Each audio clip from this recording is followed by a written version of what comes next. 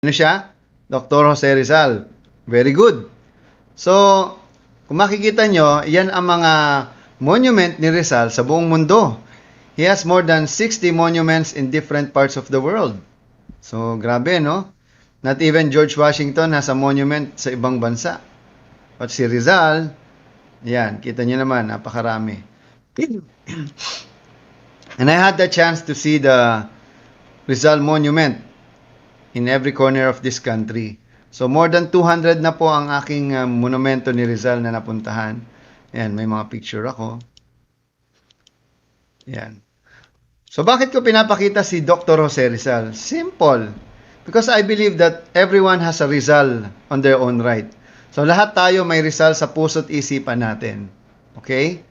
So ikaw kapatid, nakakahiya naman kay Rizal na siya, alam mo, wala na siyang teknolohiya, wala pa siyang kalayaan, pero naging great siya kasi alam niya yung purpose niya.